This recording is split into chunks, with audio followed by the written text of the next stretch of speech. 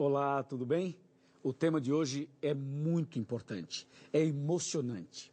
Você vai saber a verdade bíblica a respeito da oração. Isso vai abençoar a sua vida. Conversar com um amigo. Essa é uma das melhores experiências que um ser humano pode ter. Afinal, é por meio da conversa que a gente se conhece melhor, se torna íntimo, compartilha experiências, frustrações e sonhos. E quando essa conversa acontece com o melhor amigo que qualquer ser humano pode ter? Quando esse tipo de conversa acontece, você pode chamar por outro nome, pode chamar essa conversa de oração.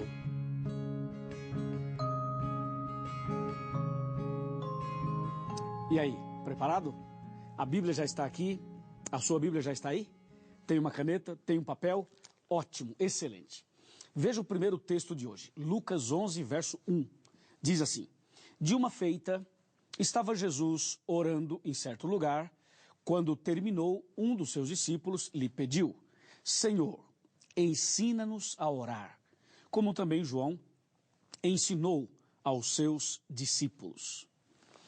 Que pergunta, hein? E que pedido. Você viu o pedido deles? O pedido foi muito direto, objetivo. Senhor, ensina-nos a orar. Será que essa não seria esse também o nosso pedido? Será que você sabe orar? Será que nós sabemos orar como convém? O pedido dos discípulos foi exatamente esse. Senhor, ensina-nos a orar. E é justamente isso que vamos fazer agora. Vamos aprender na palavra de Deus como orar. E você vai ver que ao aprender como orar, você vai ser uma pessoa mais abençoada e mais feliz. Então vamos à resposta? Vamos ver o que Jesus respondeu, ensinando-os a orar. Jesus ensinou a eles e, consequentemente, ensina cada um de nós em nossos dias. Primeiro, nós vamos ver como não fazer e depois como fazer, tá bom? Então vamos abrir a Bíblia agora em Mateus capítulo 6, versículos 5, 6 e 7. Eu vou ler um verso e vou explicar, e assim lerei o outro, explicarei, e assim por diante. Mateus 6, verso 5 fala: E quando orardes, não sereis como os hipócritas. Paremos aí. O que Jesus queria dizer quando diz assim: quando você for orar, não seja como os hipócritas, ou seja, não faça uma oração hipócrita. O que significa hipocrisia? Hipocrisia significa falsidade, mentira, engano. É quando a pessoa fala uma coisa e vive outra. É quando não há uma coerência entre a teoria e a prática, entre o que se fala e o que se vive. Então Jesus disse: quando você orar, não seja como os hipócritas. E o verso 5 continua. O verso 5 continua dizendo o seguinte: porque os hipócritas gostam de orar em pé nas sinagogas e nos cantos das praças, para serem vistos dos homens.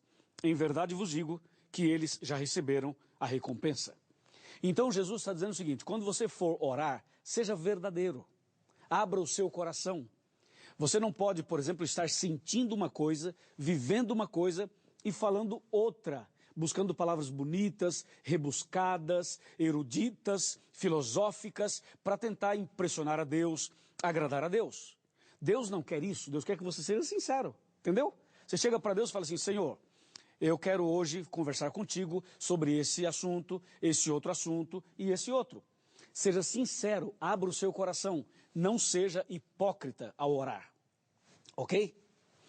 Bem, vamos para o verso 6 para você entender melhor. O 6 fala assim: Tu, porém, quando orares, entra no teu quarto, fecha ou fechada a porta, orarás a teu pai, que está em secreto, e teu pai que te vê em secreto, te recompensará.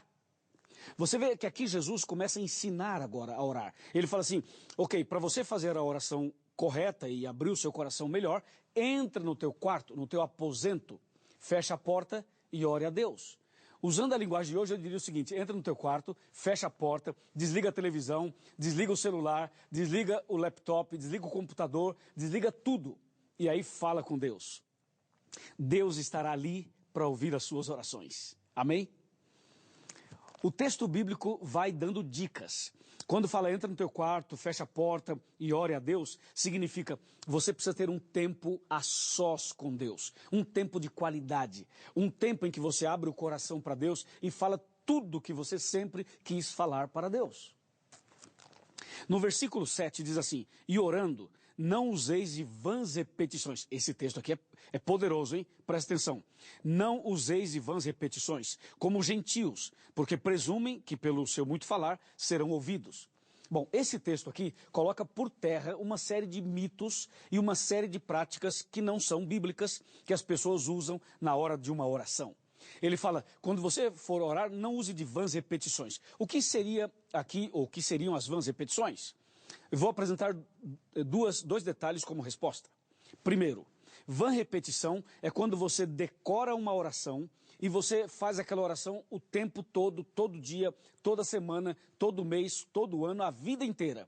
Às vezes a pessoa pega uma reza de São Benedito, de Santo Expedito, de Maria, de João, de Pedro. Você pega uma reza e aí você então decorou aquela reza e você repete aquela reza a vida inteira. Jesus está falando assim, não é assim que ora. Não useis de repetições, não useis de vãs repetições. Porque senão você vai passar a vida inteira fazendo uma oração decorada, que não é a sua realidade, não é o que você está passando, entende? E outro detalhe, usar de vãs repetições também se refere àquela oração evangélica. A oração evangélica em que a pessoa fica repetindo. Vou dar um exemplo. A pessoa fica assim, ó. Glória, glória, glória, glória, glória, glória, glória, glória. Aleluia, aleluia, aleluia, aleluia, aleluia. Entendeu? Ou seja, ela fica repetindo uma palavra o tempo todo, repetindo aquela palavra o tempo todo, o tempo todo. Jesus diz, não é assim que ora. Então, as vãs repetições, elas nos abrem os olhos, esse tema abre os nossos olhos para a questão da reza. A oração não é uma reza, não é você decorar uma oração e aí ficar repetindo o tempo todo.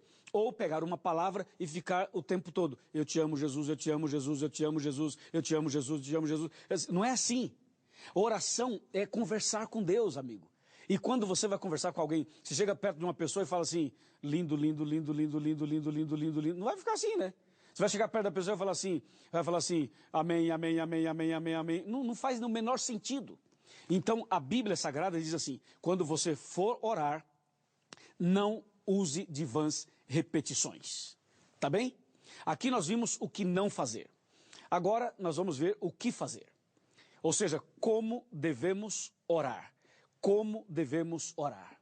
Aqui vai a dica que está em João 13, em João 14, em João 10, em Mateus capítulo 6. Olha só, como é o modelinho da oração? É assim, você ora ao Pai, diretamente ao Pai, em nome de Jesus, e o Espírito Santo entra como um intercessor na oração. É o que diz Romanos 8, 26. Romanos 8, 26 fala assim, nós não sabemos orar como convém, então o Espírito Santo ele intercede por nós com gemidos inexprimíveis. Ou seja, o Espírito Santo consegue exprimir, expressar, ele consegue traduzir para Deus aquilo que eu estou dizendo na oração, que muitas vezes eu não consigo dizer exatamente o que eu gostaria de dizer. Então você ora a Deus em nome de Jesus e pela intercessão do Espírito Santo. Ele faz essa obra, entendeu? Agora, o detalhe é o seguinte, você quando orar, você não pode orar a Deus em nome de um santo, de uma santa, de uma pessoa, entendeu? Você não pode orar a Deus em nome de Santa Clara. Você não pode orar a Deus em nome de São João. Você não pode orar a Deus em nome de Santa Maria. Porque só um morreu na cruz por você e por mim. Então esse um é Jesus. Aí você ora a Deus em nome de Jesus. Ok? Bem, nós então vimos aí a sequenciazinha da oração. Quem orar, em nome de quem orar e qual o papel do Espírito Santo na oração. Agora vem um detalhe importante. De acordo com a Bíblia, Jesus ensinou e deu uma oração modelo. A oração modelo de Jesus não é para você ficar também a vida inteira repetindo aquela oração, sempre a mesma oração. Ela é um modelo, você pode orar esta oração quantas vezes você quiser, é claro, mas ela serve como um modelo, entendeu? E esse modelo é a oração do Pai Nosso. A única oração que está na Bíblia, que Jesus falou assim, orem dessa maneira, é a oração do Pai Nosso. Então nós vamos agora ver Mateus capítulo 6, de 9 a 13. Eu quero ler a oração do Pai Nosso para você. A oração do Pai Nosso diz: portanto, vós orareis assim: Pai nosso que estás nos céus, santificado seja o teu nome, venha o teu reino, faça-se a tua vontade, assim na terra como no céu. O pão nosso de cada dia dá-nos hoje, e perdoa-nos as nossas dívidas, assim como nós temos perdoado aos nossos devedores, e não nos deixes cair em tentação, mas livra-nos do mal, pois teu é o reino, o poder e a glória para sempre. Amém. Viu que linda oração? Essa oração foi ensinada por Jesus, mas ela é o modelo. E eu vou mencionar para você aqui quais são as partes principais desta oração para ser um modelo para você e um modelo para mim. Para isso, eu vou sentar na minha cadeira e aqui sentado a gente conversa mais tranquilamente. Bom, deixa eu ajeitar aqui meu paletó, porque nós queremos conversar e você já está sentadinho na sua casa. Muito bom, parabéns. Agora veja, a oração do Pai Nosso é assim. Ela começa exaltando a Deus. Pai nosso que estás nos céus, santificado seja o teu nome. Quando você ora o Pai Nosso, você percebe o modelinho. Então toda oração deveria começar exaltando a Deus, reconhecendo a soberania de Deus, reconhecendo a santidade de Deus, reconhecendo o poder de Deus. Sempre assim. Em segundo lugar, vem o pedido. Ele fala, você começa a oração do Pai Nosso exaltando a Deus, depois diz assim: o pão nosso de cada dia nos dá hoje.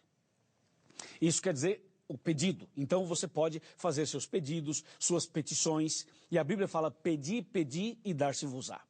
Então o pedido vem logo depois de você exaltar a Deus e reconhecer a soberania dele. Certo? E finalmente a oração termina da seguinte maneira.